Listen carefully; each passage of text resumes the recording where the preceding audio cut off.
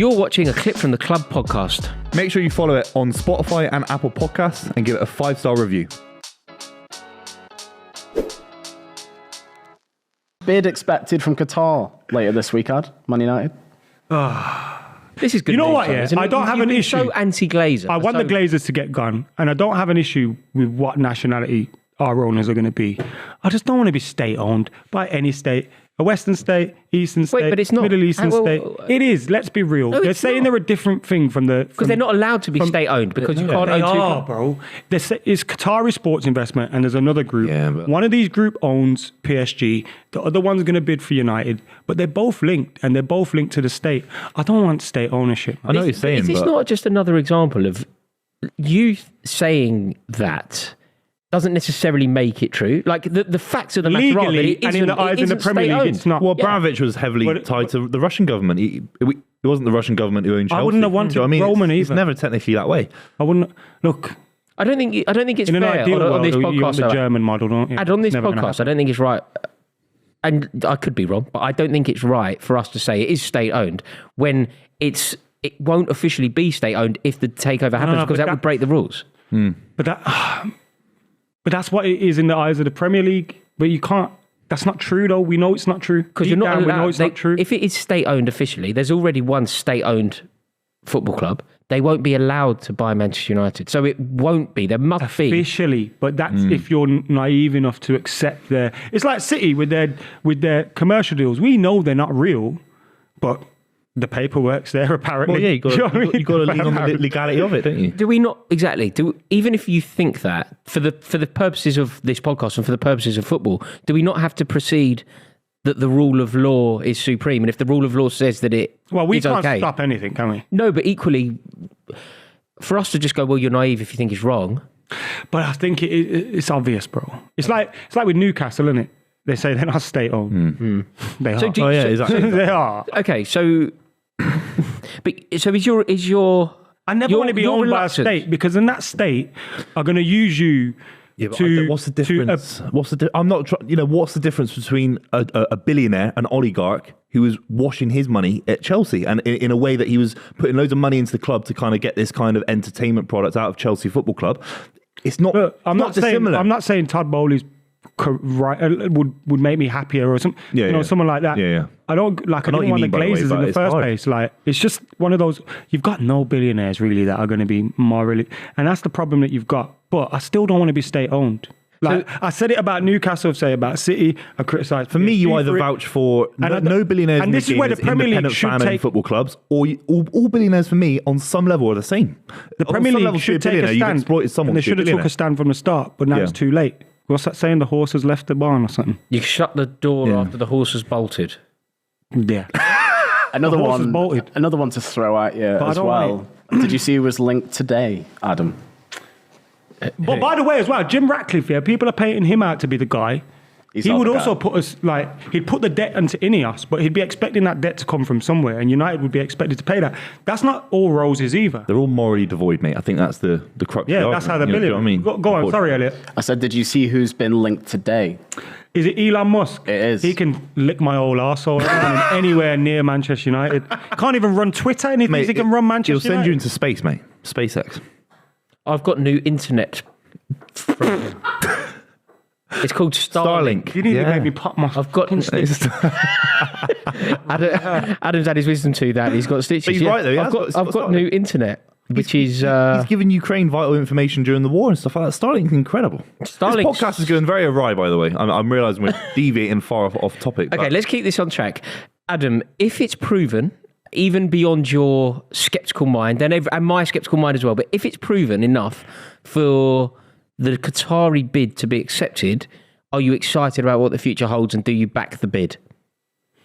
I don't back the bid, but I'd be excited to see owners that put Manchester United first and allow Manchester United to spend the vast amount of resources that we already make. Because Manchester United don't need a sugar daddy. We don't, maybe in terms of the restructuring of the stadium, maybe we need someone to front that kind of money. But in terms of making transfers and all that, it's not like we now surprisingly, whoa, United start spending money, because we can always spend money. Do you know what I mean? It just means that the debt would be gone. And And yeah, I don't want someone taking dividends out constantly. I want United to be put first. But I get scared about the reasons for why someone's buying us. You know what I mean? I think, but all my narrative is to that is it's gone, mate. Yeah, you are right. We can't do It could be anything. Russian, it could be American, it could be Qatari. It's all the same. This is the highest bidder. No, but this is the problem. It's a sadness. This is certainly the problem with any kind of takeover. And I had this issue recently when exploring the merits or issues with Todd Bowley being Chelsea's owner. Like, when Bowley came in and the bids were being placed in front of people, and you had Martin Broughton's bid, and you had, there were a number of bids, weren't there? There was one from the Far East, there was one from the Middle East, and then we had Todd Bowley's. People would always go like fit and proper. So you go, okay, can they afford it? That's first issue. Okay, yeah, they can. Then you go, is the money reputable? Is it? Can it be traced to something reputable? You go, okay, great. Do you know the question that they don't ask? And this is very important, this question, and it should be asked. But annoyingly, it isn't seen as being relevant. The question is, brother, why do you want it? Why do you want this club? What? No, but seriously, it's something that should be explored, and it never is. Why does Todd Bowley want to buy Chelsea? Are you a Chelsea fan, mate?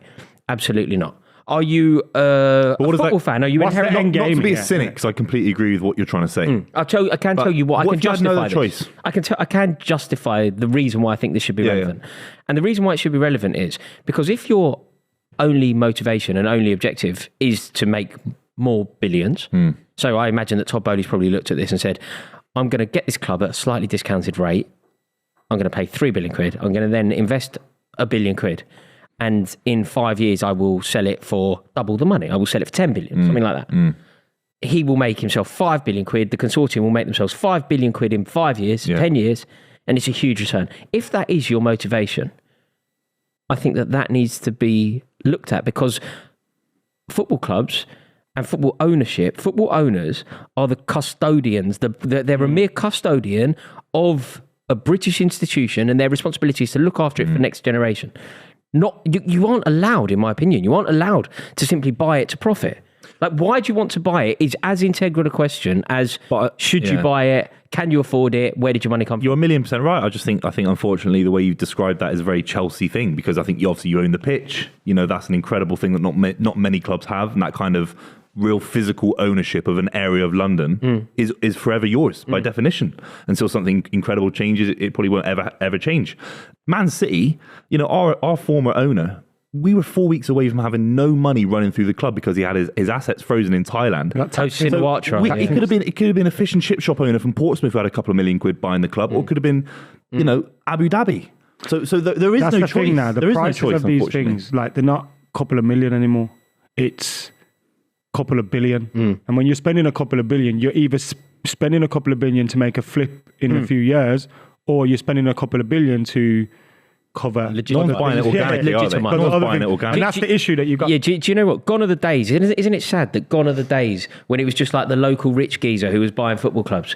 Like, where's the local car salesman or the geezer that sold loads of carpets? I think it will go back there. So we discussed the Super League in various points last week as well, but I think there'll just be I think that, Rangers are technically a new club. So the club that won the league in Scotland with Stephen Gerrard, that was a new Rangers. That was a new football club. I think there'll be a new Man City, a new Man United, and a new Chelsea in the next 20, 30 years. And I think the entities that we call Chelsea Football Club now will be entertainment products in a Super League. And I think the fans at some point, hopefully, will be able to re-own. Do you know English what's wonderful, strictly for Chelsea here? The new product. So I know what you mean, but I do empathise with what you're saying here. But Chelsea specifically here, it wouldn't be able to be Chelsea. Chelsea will be ours. So the new brand will have to be, it will be Todd Bowley's Buccaneering Blues. West London Blues, yeah. West London, yeah. Todd Bowley's thing will be called something else. That's why that would definitely be called West London Lions. Isn't it? Potentially. What this is just hateful, isn't it? Well, City, I think, and Man City will be called Manchester City because they own it. They own the copyright. Curly They own the Watts brand. FC.